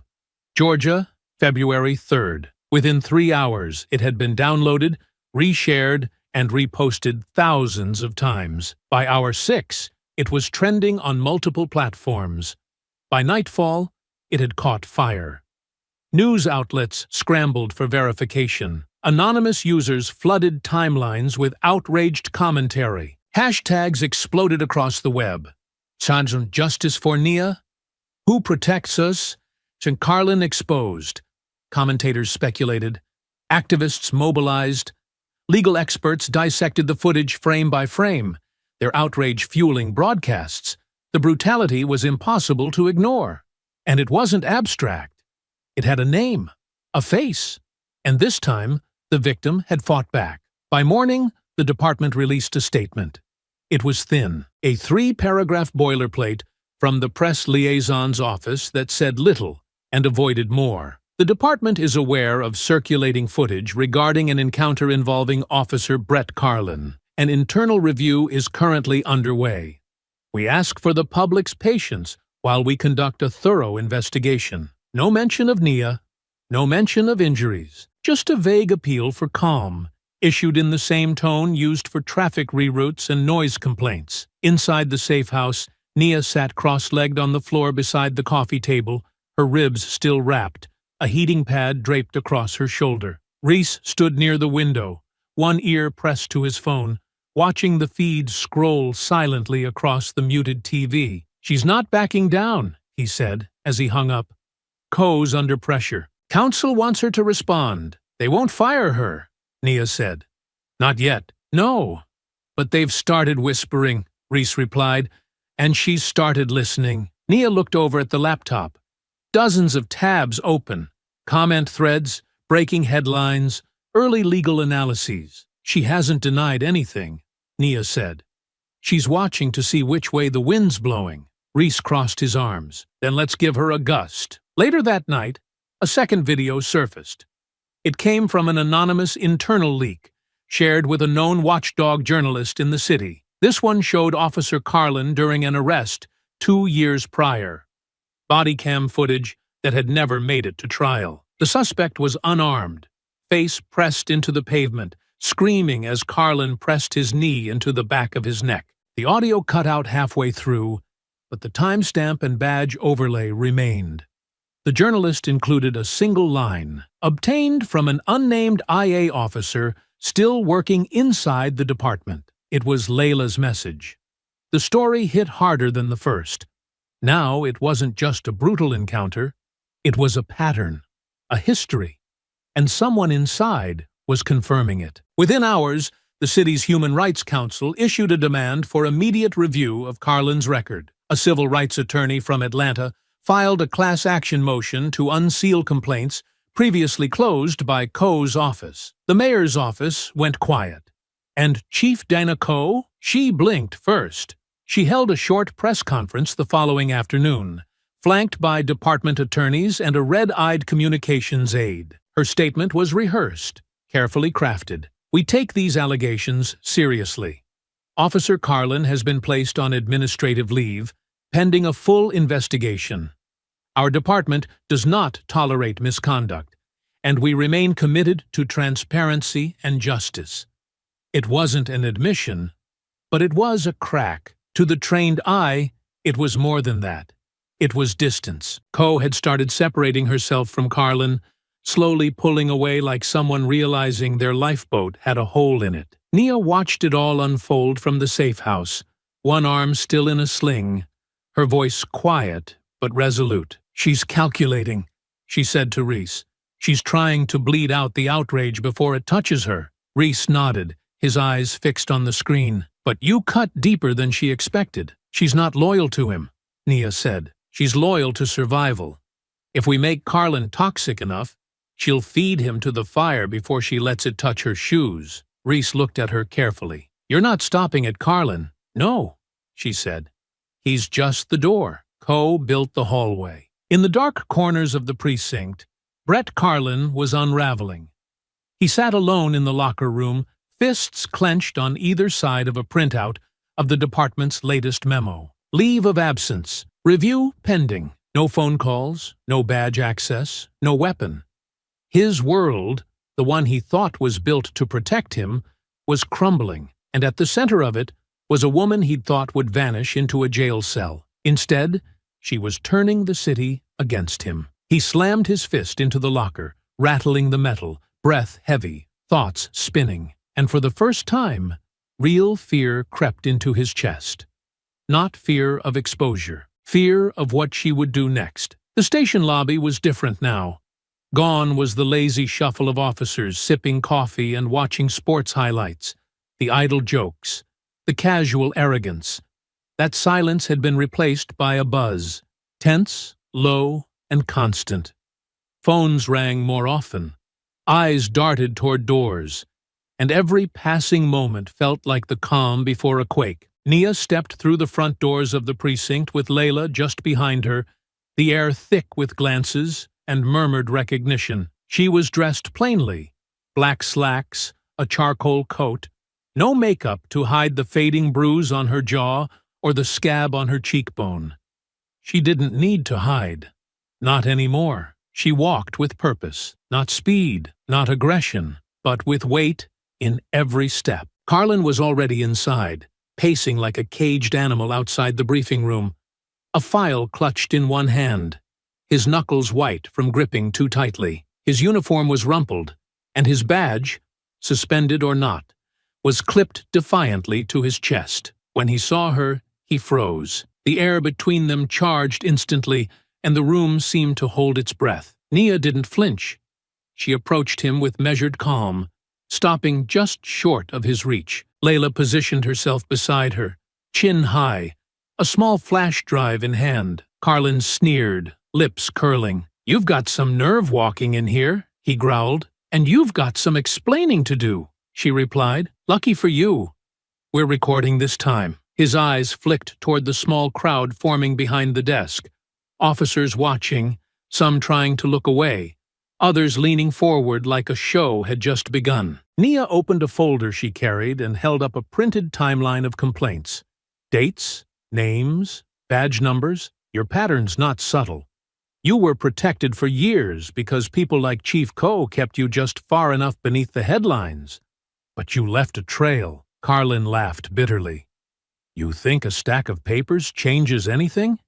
You think they care about your little charts? Layla stepped forward, voice firm. They'll care about the Federal Review team sitting 2 blocks from here, watching everything that happens in this building today. They'll care about the class action motion that's being filed with the Superior Court. They'll care about the City Council's vote next week to audit the entire department's Internal Affairs Division. He looked at her, chest rising. You're bluffing. We're not, Nia said softly, and neither is the camera above your head. Carlin's gaze shot upward. In the corner, near the ceiling, a blinking red light confirmed what he already feared. The press hadn't been allowed inside, but the oversight observers had been, and they'd brought their own cameras. From inside the conference room, someone opened the door. Chief Dana Ko stepped into view, flanked by 2 city legal advisors and a pair of uniformed officers with rigid posture. Her expression was unreadable, sculpted with precision, but Nia caught it. The first flicker of calculation behind her eyes as she saw the standoff unfolding. Ms. Monroe, Detective Grant, Ko said coolly. We've prepared a private conference room. No need for privacy, Layla interrupted. The record belongs to the people now. Ko hesitated. Just enough. She nodded once. Then, let's proceed. They began moving toward the conference room. The door held open, but Carlin didn't follow. Instead, he turned back to Nia, blocking her path. You think you're going to win, he muttered. But you don't belong here. You're nothing but a fake. Say it, Nia said, her voice low, unmoved. Say what you've wanted to say since the day you pulled me over. His face twisted, the mask slipping all at once. You people never learn, he spat. You think you're owed something. You think you can walk in here, parade your sob story, turn everyone into your little soldiers. Cameras clicked behind the glass wall. One of the oversight agents lifted a phone. A red light blinked. Keep going, Layla said. Let them see you. Carlin's voice rose. She attacked me. She fought me. She made it a war. You made it one, Nia replied, eyes never leaving his. And now everyone sees it for what it is. He stepped closer, his face blotchy with fury. You think I'm afraid of you? You think I'll just roll over because of a camera? Ko's voice cracked from behind him. Officer Carlin, that's enough. But he didn't stop. She's a disgrace, he bellowed, turning now, voice echoing through the lobby. "You're all cowards for letting her twist this into some witch hunt. She broke the law. She broke your cycle," Layla said. His jaw clenched so tightly it shook. "You're done," Reese Calloway said, stepping from a side hallway, calm and measured. "And you know it." Carlin froze. His eyes flicked between them. Nia, Layla, Reese, the camera lights, Coe's stillness, the officers watching from every wall. He was surrounded, not by weapons, but by truth. And that was something he'd never been trained to survive. Coe turned. "Take him out of the building, now!" Two officers moved, hesitating only slightly before grabbing Carlin by the arms. He resisted, his curses echoing down the hallway as he fought the inevitable. "You're gonna regret this," Carlin shouted, his voice ragged with desperation. "All of you!" But the threat, once enough to rattle rooms and silence questions, now rang hollow. The force behind it had cracked. His voice, once commanding, now trembled beneath the weight of his own unraveling. He wasn't a man giving orders anymore. He was a man drowning, flailing against a tide he never expected to face, choking on the truth he'd tried so long to bury. The authority he once wore like armor had crumbled in full view of the cameras, the press, and his own department. Inside the conference room, the heavy door eased shut behind Nia with a soft but final thud. She moved calmly to the table, each step deliberate, each breath controlled. Across from her sat Chief Dana Coe, no longer cloaked in power or command, but exposed, cornered by the very system she had manipulated. Nia took her seat, not as a suspect, not as a casualty of departmental abuse, but as something far greater. She was a reckoning, a storm of truth that no spin or protocol could contain. The silence that settled between them wasn't tense or uncertain. It wasn't awkward. It was earned. The kind of silence that comes when justice is no longer a question, but a presence in the room. By the end of the week, the city's public records office was overwhelmed by the flood of requests pouring in from citizens and media alike. People wanted answers, clarity, and accountability. And this time, they refused to be ignored. Files long buried or hidden in dusty archives now surfaced for scrutiny. Every document related to Officer Brett Carlin, once quietly protected, was exposed to the harsh light of public judgment. Internal affairs had transformed overnight from a forgotten backwater into the busiest section of the precinct. Detective Layla Grant led the charge, quietly gathering and organizing the testimonies of those who had been silenced for too long. Her days were filled with meetings behind closed doors and carefully compiled evidence that could no longer be brushed aside. Carlin's record alone contained multiple incidents, each more troubling than the last. Unprovoked assaults, unlawful searches, threats against civilians, and internal cover-ups. The pressure mounted quickly. First came the official suspension, quietly announced but loudly received. Then, just a day later, came Carlin's arrest. He was charged formally on 3 felony counts: assault under color of law, abuse of authority, and tampering with digital evidence. 2 misdemeanors, obstruction of justice and excessive force, were also added. Carlin's expression when they cuffed him was one of stunned disbelief. He looked around for allies, but none stepped forward. Those who had once shielded him now avoided his gaze, unwilling to fall alongside him. The precinct hallways, previously filled with a quiet arrogance, became silent and tense. Officers exchanged wary glances, aware that the ground beneath their feet had shifted. Chief Dana Coe, who had once confidently steered the narrative, now struggled to contain the rapidly unfolding crisis. Her carefully managed public image was crumbling with each revelation. Emails and memos leaked to the press, exposing the extent of her involvement. Former allies distanced themselves, leaving her increasingly isolated. Nia refused to watch from the sidelines. Her injuries had slowly begun to heal, but the reminders were still there. The ache in her ribs, the fading bruises, the stiffness in her wrist. Yet she carried herself with renewed purpose, no longer hesitant or uncertain. She had chosen her battle and knew exactly what she was fighting for. The disciplinary hearing was set for a Tuesday morning in a municipal courtroom filled to capacity.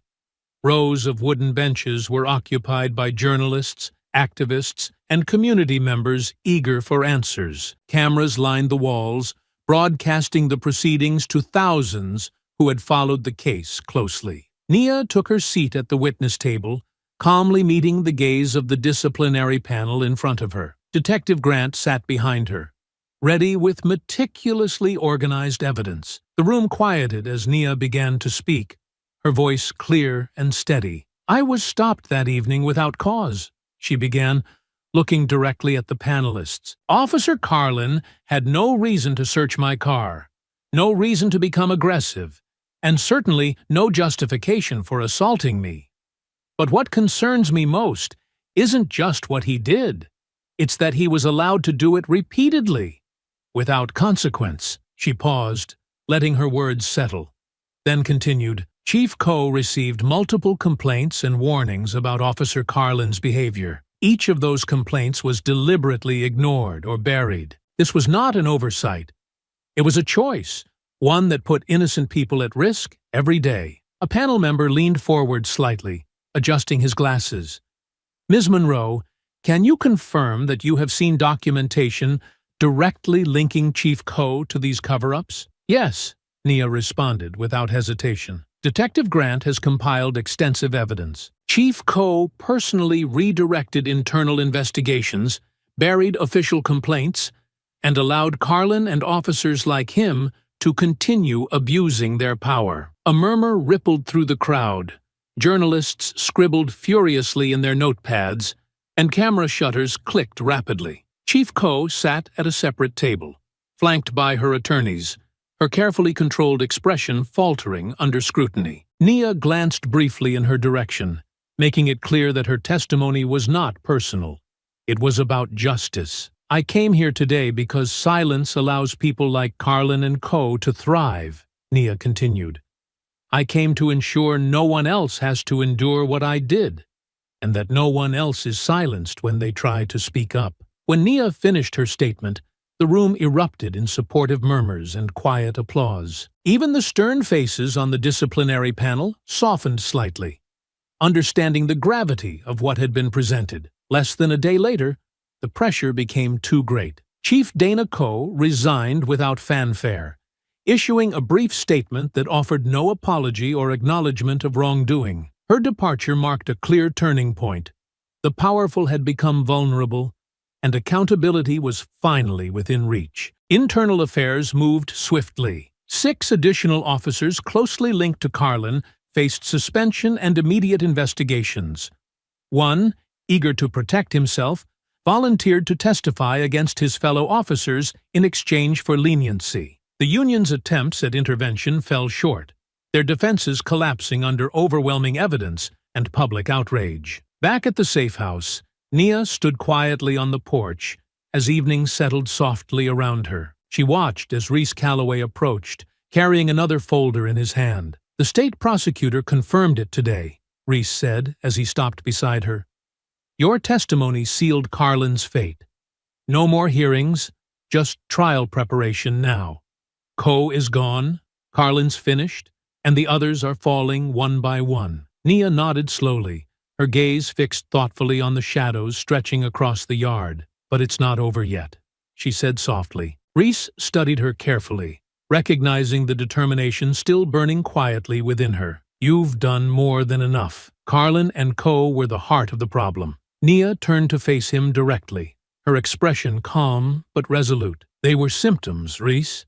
This department let men like Carlin thrive. We need to change more than just the faces at the top. We have to tear down what allowed them to rise in the first place." He smiled faintly, recognizing the resolve in her eyes. "Then we keep fighting." She took the folder he handed her, gripping it firmly. "We keep going," she agreed quietly, "until we don't have to anymore." Together they stood, side by side, watching darkness fall. The fight wasn't finished, But the hardest battles had already been won. And now, finally, real change felt possible. A cold, steady rain fell gently from a low gray sky, washing away the last remnants of dirt and grime from the streets outside the courthouse. Nia stood beneath the wide stone archway near the main entrance, partially shielded from the drizzle, her coat wrapped tightly around her shoulders. She watched intently, silently, as the heavy courthouse doors swung open. A wave of reporters surged forward, microphones and cameras ready, capturing every moment of the spectacle unfolding in front of them. Two uniformed officers stepped out first, their expressions grim and focused, followed closely by a familiar figure in shackles. Brett Carlin, his hands cuffed at his waist, chains linking down to his ankles, shuffled awkwardly toward the waiting police van. He kept his eyes downcast, refusing to acknowledge the shouted questions and flashes of the cameras around him. Gone was the defiant posture, the arrogance, the sneer that had once dominated every space he entered. In their place was only anger, raw, humiliated fury, simmering behind tightly pressed lips. Carlin raised his head briefly as an officer opened the van door, and for a fleeting second, his eyes found Nia's. The intensity of his hatred was palpable, burning with a bitterness that no longer carried weight or power. She met his stare evenly, refusing to blink or look away. This wasn't about gloating. It was about closure, about showing him that he no longer held power over her or anyone else. His expression twisted slightly, then faltered. In that brief moment, she saw recognition of defeat. He climbed inside the vehicle, head bowed again, shoulders sagging. The door slammed shut behind him with a resonating finality, and Nia allowed herself a slow, steady exhale. The van pulled away, lights flashing, heading toward confinement, isolation, and accountability. Carlin's reign was over. As the crowd of reporters dispersed, their attention shifting to other stories, Detective Layla Grant stepped quietly up beside Nia, tucking her hands into her pockets. They stood in silence for a few moments, absorbing what they'd witnessed. "It's already spreading," Layla said finally, her voice quiet but firm. "Calls have been coming in from precincts across the state. Officers who've felt silenced for years are reaching out." "People are speaking up again, Nia." Nia nodded, watching the van disappear around the corner. "Good. That's exactly what we wanted." Layla turned slightly toward her, concern touching her expression. "That's exactly what we wanted." Layla turned slightly toward her, concern touching her expression. "But you know it won't end here. This case opened doors. It showed people what's possible. They're asking questions we couldn't ask before." "Then let them keep asking," Nia said softly. "We opened the door. Now it belongs to everyone else." They stood quietly again, listening to the gentle rhythm of the rain against the pavement. After a moment, Layla smiled faintly, touching Nia's arm gently. "Thank you," she said quietly, "for everything." Nia smiled back, warmth in her eyes. "We did this together, Layla. None of it would have happened without you." Layla nodded and stepped away slowly, heading back into the courthouse to continue what they had started. Nia watched her go, grateful for the ally she'd found in a place she'd once thought incapable of change. As Nia prepared to leave, another figure appeared at her side. Reese Calloway moved silently up the courthouse steps, hands in the pockets of his long overcoat, his silver hair flecked lightly by the drizzle. He stood beside her quietly for a moment, taking in the sight of the courthouse, the rain, and the peaceful street, now cleared of reporters and cameras. "This isn't just about Carlin anymore," Reese finally said. "It's about the kind of justice that changes entire systems. People have noticed you, Nia. They're listening." She turned to him, raising an eyebrow. "What are you offering?" Reese looked at her thoughtfully. "Come back. Join the oversight team officially. Help us fix it from the inside. You've proven you can make real change happen." Nia considered his words carefully, feeling the weight of everything they implied. After a moment, she gently shook her head. "I appreciate it, Reese. I really do. But the inside is exactly where these problems started. I think I can do more from outside, where no one controls the questions I ask or the answers I uncover?" Reese regarded her for a moment, then smiled warmly. "I expected you'd say that, but the offer stays open. Whenever you're ready." She reached out, gently touching his arm. "You saved me once," she said quietly. "When everyone else looked away, you believed me. I'll never forget that." "You saved yourself, Nia," he responded firmly. "You always did. I just reminded them who you were." She smiled again, briefly, before stepping away from the courthouse steps into the soft rain. As she walked down the street, Nia breathed deeply, feeling lighter than she had in weeks. Her injuries were healing, her steps steadier, her resolve clearer than ever before. This wasn't just about confronting Carlin or Chief Ko. It was about giving a voice back to people like her, to those who'd been silenced, to those who hadn't yet found the courage or strength to fight back. This was only the beginning. She walked through the drizzle, her mind already planning what would come next. The groups she'd help organize, the whistleblowers she'd support, the stories she'd make sure were heard. Because real justice didn't come from a courtroom or a single case. It came from ordinary people willing to demand change, to refuse silence, to insist on accountability no matter the cost. And Nia intended to be there, every step of the way, helping others find the strength she'd fought so hard to reclaim. She didn't look back as the courthouse faded into the mist behind her. The past was done. What mattered now was the future she had chosen. A future defined not by the cruelty she'd faced, but by the courage she had discovered in herself. For the first time since this journey began, Nia Monroe felt truly free. Nia's car eased slowly to a stop alongside the quiet stretch of highway where everything had started. The sun hung low in the sky, bathing the road and surrounding trees in a soft golden glow. It was peaceful now. No flashing lights, no angry voices, no violence echoing through the evening air. Just a quiet stretch of pavement, cutting through a dense wall of trees. She stepped out slowly, shutting the door gently behind her, and walked onto the shoulder. Gravel crunched softly beneath her feet, each step steady and deliberate. The injuries that had once made every movement painful were gone. The bruises had faded, her wrist had healed, and her ribs no longer protested when she breathed deeply. But the memories remained, as vivid and intense as they had been the night Officer Carlin's fist connected with her face. Nia stood quietly at the edge of the road, hands resting in her jacket pockets, looking out at the empty highway as though she could still see everything unfolding before her. The blue and red lights of Carlin's cruiser flashing angrily in the darkness, his voice harsh and authoritative.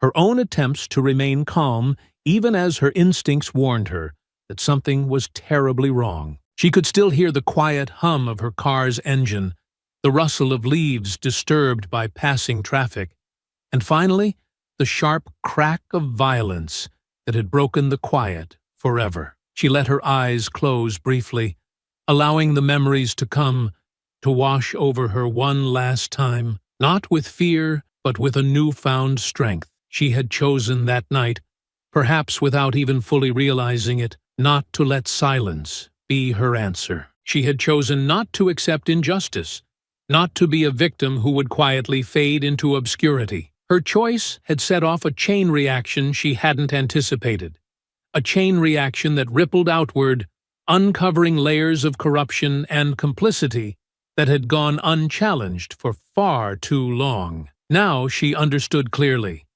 That night had marked a turning point not just for her, but for others as well. Because she had refused silence, others were beginning to speak. Officers who'd once felt powerless were stepping forward. Citizens who'd once feared retaliation were finding their voices. Journalists were now asking difficult questions openly, unafraid of consequences. Change was happening. Not overnight, not easily, but steadily, undeniably, growing stronger with each passing day. Nia opened her eyes again, breathing deeply. She turned slightly, leaning against the hood of her car, feeling the cool metal press against her hip. Her phone buzzed softly in her pocket, and she pulled it out, checking the news alert flashing across the screen. A live video played silently, showing a well-known local news anchor standing outside City Hall, reporting on the rising wave of accountability sweeping through police departments statewide. She turned up the volume slightly, listening carefully as the anchor spoke. Pressure continues to mount on police departments across Georgia in the wake of revelations stemming from the Brett Carlin case. Multiple precincts have announced internal audits, and several senior officials have resigned or been suspended pending investigations. Many are calling this a moment of unprecedented accountability. Civil rights organizations say they won't let up, promising to ensure that the momentum for change doesn't fade. The anchor paused, glancing toward the crowd of protesters behind her, holding signs that read, "Justice Matters," and "No More Silence." As one activist put it earlier today, the anchor continued, "The Carlin case showed us all that silence only protects the powerful. It's time we speak out and demand better from those who serve." Nia smiled faintly, feeling a quiet satisfaction settle inside her chest. This was exactly what she'd hoped would come from that painful night. Real change, meaningful consequences, a powerful wave of voices demanding justice. She hadn't planned for any of this when Carlin first confronted her.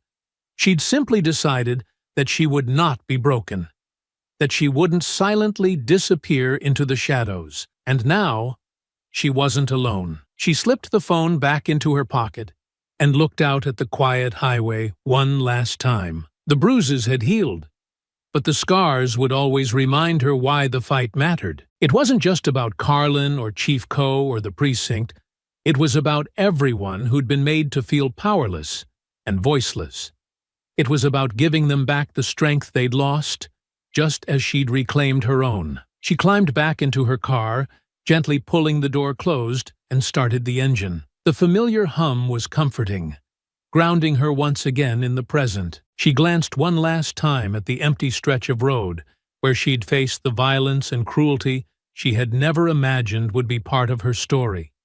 And yet, standing on the other side of it now, she understood how it had shaped her into someone stronger and more determined. She eased the car forward, tires rolling softly over gravel and onto smooth pavement. As the trees blurred past her windows, she felt not bitterness, but clarity. The road ahead wasn't about surviving. It was about helping others do the same. Her story had inspired action. Now, it was her turn to inspire others. She drove away from that quiet stretch of highway with a newfound purpose. No longer the woman Officer Carlin had tried to silence, no longer the victim society might have expected her to be, but something stronger, a force for justice, for change, and for hope. The sun dipped below the horizon, and twilight settled over the road, gentle and calm. But inside her chest, Nia felt a spark that had been absent for too long. It was time now to move forward, toward the future she'd helped create. A future defined by voices speaking loudly, truthfully, unafraid. She pressed down on the accelerator, letting the road carry her onward. Behind her lay the quiet place, where silence had been broken forever. Ahead lay the promise of justice, not just for her, but for everyone who had been waiting patiently for someone brave enough to say, "No more." And for the first time since it all began, Nia Monroe knew exactly who she was and who she intended to become. I hope you enjoyed that story. Please share it with your friends and subscribe so that you do not miss out on the next one. In the meantime, I have handpicked 2 stories for you that I think you will enjoy. Have a great day.